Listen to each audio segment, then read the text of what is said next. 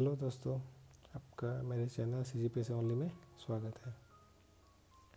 आज हम लोग छत्तीसगढ़ से रिलेटेड करेंट अफेयर देखेंगे जो आपके आगामी एग्ज़ाम SI यदि हुआ तो, और PSC जो कि इसका नोटिफिकेशन आ गया है तो उसका एग्ज़ाम होना कन्फर्म है। 12 फरवरी को दिया गया है डेट है, तो उस डेट का होगा। साथ में अन्य कोई भी स्टेट PSC के एग्ज़ाम और व्यापक के एग्ज़ाम होते हैं तो उसके लिए जितने भी करेंट अफेयर है उसका हम लोग कुछ देख लेते हैं जो इम्पोर्टेंट करेंट अफेयर है जो आगामी एग्ज़ाम में आपको इस नंबर स्कोर करने में हेल्पफुल होगा।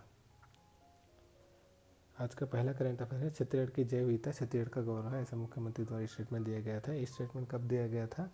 जब अंतर्राष्ट्रीय जैव विविधता दिवस था 22 मई 2022 को दिया गया था। हमको पता है कि जो बायोडाइवर्सिटी डे है ना, प्रत्येक वर्ष 22 मई को ही मनाया जाता है। इसको भी याद रखना है आपको, डेट को 22 मई को प्रत्येक वर्ष बायोडाइवर्सिटी डे मनाया जाता है। इस बार का थीम वाक्य था सभी जीवन के लिए एक साझा भविष्य का निर्माण करना। इतना इंपॉर्टेंट नहीं है, याद रखना है तो रखिएगा, नहीं तो छोड़ सकते हो। गोंडवाना मैरीन फॉजिल पार्क है मनेन्द्रगढ़ में, आपको इसको याद रखना है, मस्ट है, अच्छे से याद रखिएगा। आपको एक ही हमारे यहाँ एक ही फॉजिल पार्क है, Gondwana marine fossil park Manendragarh में। एक कहाँ स्थित उसको भी देख लेते हैं। हसदेव नदी के तट पर है, अम्मा खेरवा गांव में के पास है, तो आपको ये दोनों याद रखना है। हसदेव नदी को भी याद रखना है और गांव का नाम भी याद रखना है अच्छे से। जैव विविधता बोर्ड का गठन कब किया गया था? छत्तीसगढ़ में 2006 है, इसको याद रखना है। डेट को कई बार पूछा जा चुका है। इसका पुनर्गठन किया गया हाल ही में 2020 में। राज्य वेटलैंड अथॉरिटी का पुनर्गठन किया गया इसका दिसंबर 2021 में। आपको इसको भी याद रखना है, यदि डायरेक्ट क्वेश्चन आता है वन लाइनर में राज्य वेटलैंड अथॉरिटी का पुनर्गठन किस डेट को किया गया है, तो दिसंबर 2021 को किया गया, आपको ये याद होना चाहिए। किसी भी वनोपज का विक्रय मूल्य का 2% राशि स्थानीय जैव विविधता समितियों को दिया जाएगा। छत्तीसगढ़ सरकार द्वारा यदि जो वनोपज है उससे जितने भी आय अर्जन किया जाएगा तो उसका 2% राशि स्थानीय जैव विविधता समितियों को दिया जाएगा। गिद्धवा परिषद, इसको याद रखना है। छत्तीसगढ़ में एकमात्र वेटलैंड एरिया है, गिद्धवा परिषद एरिया है, जिसको चिड़ियाओं के संरक्षण के लिए पार्क के रूप में विकसित किया जा रहा है। साथ में पक्षी जागरूकता और प्रशिक्षण केंद्र के रूप में विकसित किया जा रहा है। आपको इसको अच्छे से याद रखना है, गिद्धवा पक्षी प्रसदा विहार को, इसको अच्छे से याद रखना है क्योंकि ये हमारे लिए मतलब आगामी जो भी एग्ज़ाम है उसके लिए महत्वपूर्ण है। पुस्तकों को विमोचन किया गया है, इस डेट को हम लोग देख लेते हैं।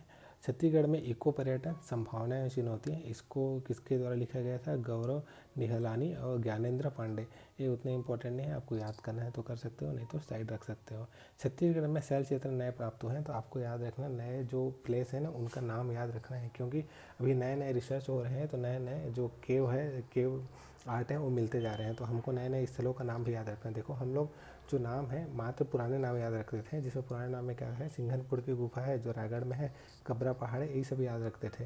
लेकिन अभी नए नए मतलब प्लेसेस मिलते जा रहे हैं जहाँ के वार्ड मिलते जा रहे हैं, जो पूर्व पाषाणकालीन हो सकते हैं, मध्य का पाषाणकालीन हो सकते हैं या नव पाषाणकालीन हो सकते हैं। तो ये आर्ट हमारे लिए इम्पोर्टेंट है, साथ में कहाँ मिले हैं वो भी इम्पोर्टेंट है।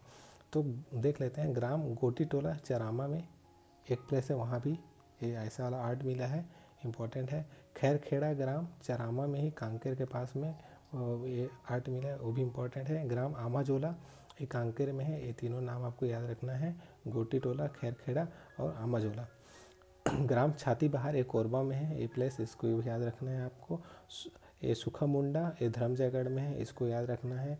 लिमा मांडा और बहरा झरिया कोरबा में है। ये कुछ प्लेसेस हैं जो रॉक सेल चित्र मिले हैं, उसको आपको याद रखना है नई जगहों पर। मॉडर्न फॉजिल पार्क पर अभी पहली बार छत्तीसगढ़ में ऐसा है कि बायोडाइवर्सिटी जो बोर्ड है वो अलग से केव आर्ट है, केव पेंटिंग के ऊपर मुई बनाया है। इस मुई का नाम आपको याद रखना है, प्रथम अभिव्यक्ति इसको याद रखना है। इसका विमोचन किसके द्वारा किया गया है? मुख्यमंत्री द्वारा किया गया है। आपको इसको अच्छे से याद रखना है, बहुत इंपॉर्टेंट है। प्रथम अभिव्यक्ति केव आर्ट के ऊपर पहली बार जो बायोडाइवर्सिटी बोर्ड है किसी केव आर्ट के ऊपर मुई बना रही है, उसका नाम तो आपको याद रहना ही चाहिए, प्रथम अभिव्यक्ति। देश में 4 जगह हैं जैसे इस कालक्रम के जीवाश्म अवशेष सुबनसिरी अरुणाचल प्रदेश में है, दार्जिलिंग में है, पश्चिम बंगाल में है, राजहरा तो आपको पता है, राजहरा की जो पहाड़ी हम लोग पढ़ते हैं झारखंड में है, और खेमगांव कहाँ है? अपना सिक्किम में है। ये शैल चित्र है, रॉक आर्ट है कुछ, जो ये सब आपको अभी जितने भी मैं नाम बताएं, चरामा में, धर्मजयगढ़ में और कोरबा में जो बताया उन प्लेसेस में लिखा है। ये छत्तीसगढ़ सरकार के जो बायोडायवर्सिटी बोर्ड है उनके द्वारा जो मूवी बनाया गया है प्रथम व्यक्ति, उसका ये क्लिप है। आप इसको देख लीजिएगा अच्छे से, क्योंकि इसमें अच्छे अच्छे विजुअल दिखाए गए हैं जो हमारे लिए आने वाले एग्ज़ाम के लिए बहुत ही इंपॉर्टेंट। साथ में देखो, हमको जो करंट अफेयर है उसको विजुअल फॉर्म में याद ज़्यादा करना चाहिए, ताकि हमारा जो करंट है लॉन्ग टाइम तक याद रहे। इसमें आपको जितने भी के वर्ड है वो विजुअल फॉर्म में मिलेंगे, आपको इसको अच्छे से देखना है। साथ में यदि आपको लगता है कि इसका मतलब लिंक आपको डिस्क्रिप्शन में देना चाहिए, तो मैं आपको इसका लिंक डिस्क्रिप्शन में दे दूंगा, जो छत्तीसगढ़ गवर्नमेंट के द्वारा अलग से यूट्यूब में डाला गया है।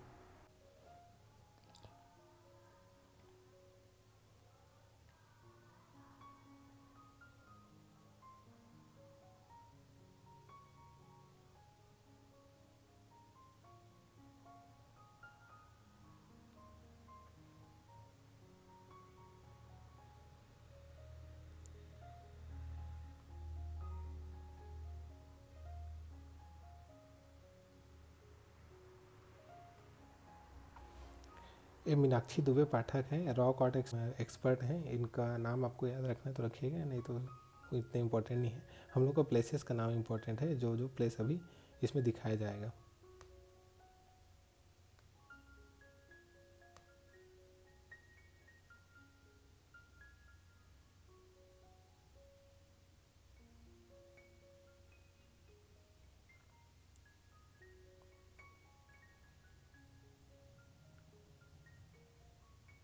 कांके वन परिक्षेत्र चरामा गोटा टोला चरामा कांके।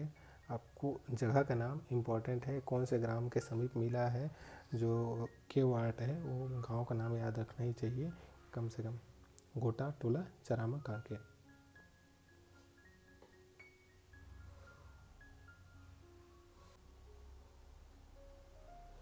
वन परिक्षेत्र चरामा खैर खेड़ा चरामा, आपको इसको भी याद रखना है।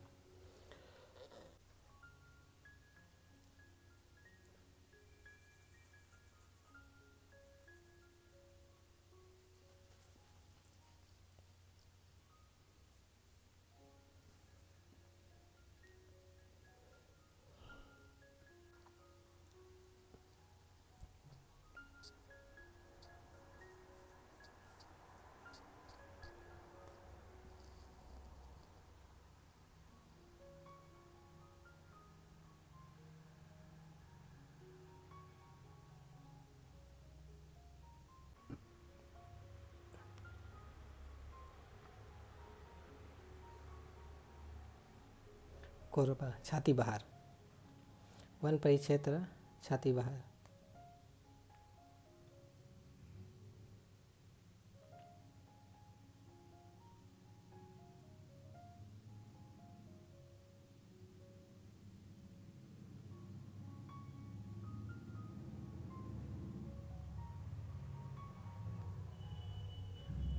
वन परिक्षेत्र कोरबा।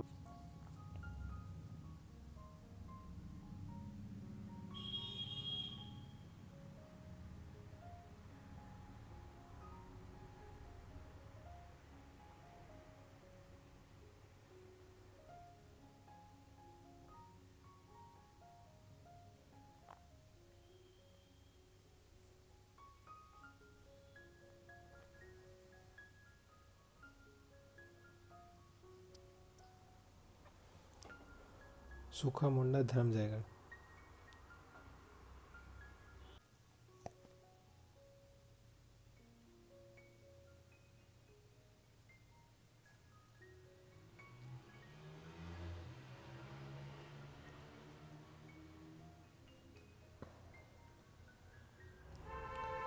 मुख्यमंत्री महतारी न्याय रथ चर्चा में क्यों देख लेते हैं। 28 जुलाई 2022 को मुख्यमंत्री भूपेश बघेल के द्वारा हरेली के अवसर पर मुख्यमंत्री महतारी न्याय रथ है उसकी हरी झंडी दी गई। इसका उद्देश्य क्या है? इसका उद्देश्य है गांव-गांव गली-गली में भ्रमण करेगी और इस न्याय रथ के माध्यम से महिलाओं के उनके जो संवैधानिक अधिकार हैं, कानूनी अधिकार जो भी उनको मिलते हैं, उनके प्रति जागरूक करना है।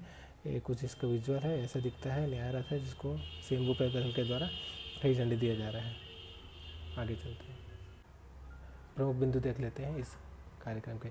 छत्तीसगढ़ राज्य महिला आयोग की पहल से प्रदेश की जितनी भी महिलाएं हैं उनके संवैधानिक अधिकार, कानूनी अधिकार के प्रति जागरूक कराना, जिससे यहाँ की महिलाएं हैं उनका आत्मविश्वास बढ़े। और इसका स्लोगन वाक्य है या सूत्र वाक्य है, आपको इसको याद रखना है। एक अभी भी आपको प्रीलिम्स में पूछा जा सकता है कि मुख्यमंत्री महतारी न्याय रथ का स्लोगन वाक्य क्या है करके। बात है अभिमान के, महिला मन के सम्मान के, आपको इसको अच्छे से याद रखना है, कभी भी प्रीलिम्स में पूछा जा सकता है। मुख्यमंत्री महतारी न्याय रथ राज्य महिला आयोग के माध्यम से संचालित किया जा रहा है, ये भी आपके लिए इंपॉर्टेंट है। किसके द्वारा संचालित किया जा रहा है, तो छत्तीसगढ़ राज्य महिला आयोग के माध्यम से संचालित किया जा रहा है। सभी जिलों में गांव-गांव में भ्रमण करेगी और शॉर्ट फिल्म संदेशों के माध्यम से जो यहाँ की महिलाएं हैं उनको कानूनी प्रावधानों के बारे में अवगत कराएगी, साथ में संवैधानिक अधिकार उनको जो मिले हैं महिलाओं के, उसके बारे में उनको अवगत कराएगी। प्रथम चरण में देख लेते हैं ये कहाँ ये जो मुख्यमंत्री न्याय रथ है वो कहाँ संचालित है।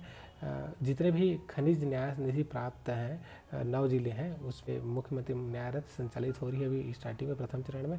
इसके आपके जिलों का नाम को अच्छे से याद रखना है। दुर्ग जिला है, रायपुर जिला है, राजनांदगांव जिला है, बलौदाबाजार भाटापारा है, महासमुंद है, जांजगीर चांपा है, गरियाबंद है, धमतरी है, कांकेर है, ये सभी जिले हैं जहाँ प्रथम चरण में संचालित की जाए।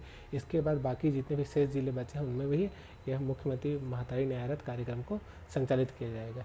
इसकी शुरुआत दुर्ग जिले से की गई, आपको इसको अच्छे से याद रखना है। इसको कभी भी प्रीलिम्स में पूछा जा सकता है कि मुख्यमंत्री महतारी न्याय रथ है उसका शुभारंभ कहाँ से किया गया, तो दुर्ग जिले से किया गया। इस अभियान के माध्यम से जो यहाँ की जो महिलाएं हैं उनको निःशुल्क कानूनी सुविधा उपलब्ध कराना है। इस न्याय रथ में क्या होगा, इस न्याय रथ में 2 महिला अधिवक्ता होंगे जिनके माध्यम से अपनी महिलाएं अपनी जितने मतलब गृहिणी है तो गृहिणी घर संबंधित जितने भी उनके मौलिक अधिकारों का यदि उल्लंघन हो रहा है या तो उनके कानूनी अधिकार जो भी मिले हैं उनका उल्लंघन हो रहा है तो उसके बारे में अवगत कराएंगे। यदि कोई वर्किंग वुमेन है तो यदि उनके कार्य प्लेस में किसी प्रकार के उनके जो मौलिक अधिकार हैं, मूल अधिकार जो उनको मिले हैं वो या कानूनी अधिकार मिले हैं उनका हनन हो रहा है तो उसके बारे में महिला अधिवक्ता को बताएगी। महिला अधिवक्ता उनकी शिकायत को पंजीबद्ध करेगी। पंजीबद्ध करने के बाद महिला अधिवक्ता क्या करेगी, राज्य महिला आयोग को भेजा जाएगा। राज्य महिला आयोग इसमें त्वरित कार्रवाई करते हुए इसका निराकरण करेगी और साथ में जो भी व्यक्ति इसके लिए दोषी होगा उसके ऊपर उचित कार्रवाई की जाएगी। रथ में बड़ी बड़ी एलईडी स्क्रीन के माध्यम से क्या है, छत्तीसगढ़ी भाषा में, हिंदी भाषा में कानून संबंधी जो राष्ट्रीय स्तर के पुरस्कृत मूवी है ना, वो लघु फिल्में या मूवी हो सकती है, वो दिखाई जाएगी। महतारी न्याय रथ का संचालन डीएमएफ की राशि के माध्यम से किया जाएगा। डिस्ट्रिक्ट मिनरल फंड होता है, इसके माध्यम से संचालित किया जाएगा। इसके लिए डीएमएफ की जो पॉलिसी है ना उसमें विशेष बदलाव किया गया है। डीएमएफ की हम लोग राशि देख लेते हैं। 40 रेशियो और 40 और 60 के रेशियो में बटा रहता है, जिसमें का 60% हिस्सा है यहाँ की डीएमएफ का वो कल्याणकारी योजना में लगाया जाता है, जबकि 40% हिस्सा है वो इंफ्रास्ट्रक्चर को सुधारने में लगाया जाता है। राज्य महिला आयोग के अध्यक्ष आपको याद रखना है किरणमयी नायक है। इसको ये आपके लिए प्रीलिम्स के लिए बहुत इम्पॉर्टेंट है। शिक्षित अशिक्षित गृहिणी नौकरी कर रही जितने भी महिलाएं हैं इस न्याय रथ के माध्यम से उनको कानूनी अधिकार के बारे में पता चलेगा। महतारी न्याय रथ के माध्यम से जो महिलाएं की समस्या सुना जाएगा और उसमें निःशुल्क और त्वरित उसमें कानूनी सहायता प्रदान किया जाएगा। और राज्य महिला आयोग है उसके द्वारा व्हाट्सएप नंबर भी चालू किया गया है 9098382225, जिसके माध्यम से कोई भी महिला है इस नंबर में कॉल करके अपनी शिकायत पंजीबद्ध करा सकती है। शिकायत पंजीबद्ध होने के बाद राज्य महिला आयोग उस पर उचित कार्रवाई करेगी। Professional boxing fight the jungle रंबर कब हुआ इसको देखते हैं। 17 अगस्त 2022 को हुआ। कहाँ हुआ है, बलवीर सिंह जुनेजा इंडोर स्टेडियम है रायपुर में। ये जो द जंगल रंबर है खेल, ये इसका आयोजन किया गया। भारत के विजेंदर सिंह जो बॉक्सिंग प्लेयर हैं और घाना के प्लेयर हैं इलियासु के मध्य द जंगल रंबल खेला गया और इसमें विजेता रहे हमारे विजेंदर सिंह। इस प्रकार के जो स्पोर्ट्स होते हैं उसको हमको याद रखना चाहिए, क्योंकि यह बहुत कम टाइम होता है जब इंटरनेशनल जो प्लेयर हैं, जो खासकर इंडिया के जो प्लेयर हैं जो इंटरनेशनली मतलब इंडिया को रिप्रेजेंट करते हैं, वो छत्तीसगढ़ में आके स्पेशली खेल रहे हैं। तो ऐसे जो भी स्पोर्ट होते हैं उसको हमको अच्छे से याद रखना चाहिए, क्योंकि वो प्रीलिम्स के लिए इम्पोर्टेंट हो जाता है।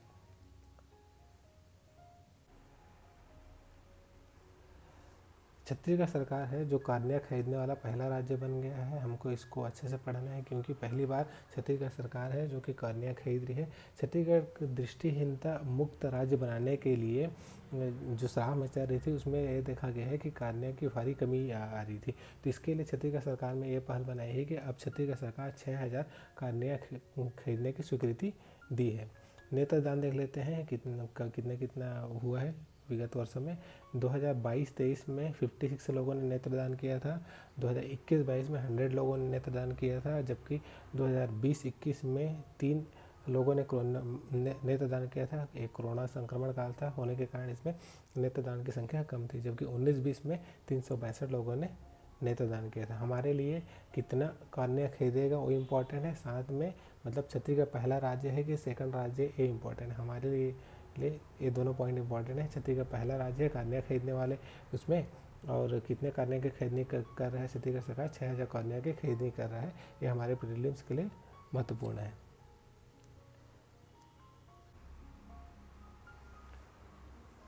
कृष्ण कुंज 19 अगस्त 2022 को शुभारंभ किया गया है। ये कुछ नहीं है, जो गार्डन होता है उसी का नाम चेंज कर दिया गया है, कृष्ण कुंज कर दिया गया है।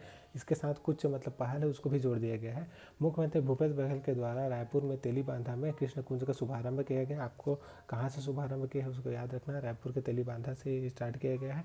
कृष्ण कुंज 1.68 हेक्टेयर में फैला हुआ है। साथ में यहाँ कितने पौधे लगाए गए हैं, 383 पौधे का रोपण किया गया है। वृक्षारोपण को जन जन को पहुँचाने, साथ में सांस्कृतिक विरासत को सहेजने के लिए कृष्ण कुंज का शुभारंभ किया गया है। इसके माध्यम से जो सांस्कृतिक विरासत के हमारे पेड़ पौधे हैं ना, पीपल हो गए, बरगद हो गए, उनको सहेज कर रखना, साथ में जो नगरीय क्षेत्र के जो इन्वायरमेंट है, पॉल्यूशन इन्वायरमेंट है, उसको शुद्ध करना, इसका मुख्य उद्देश्य है।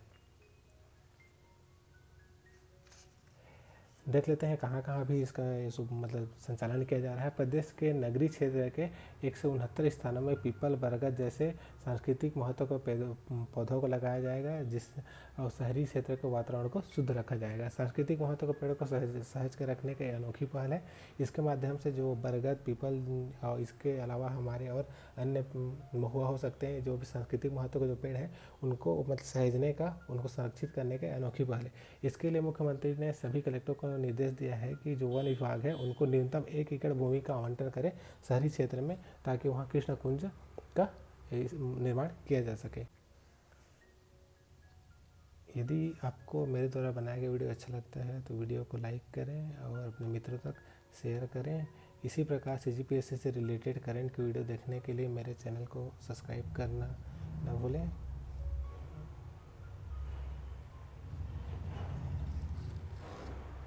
मिलते हैं नेक्स्ट वीडियो में।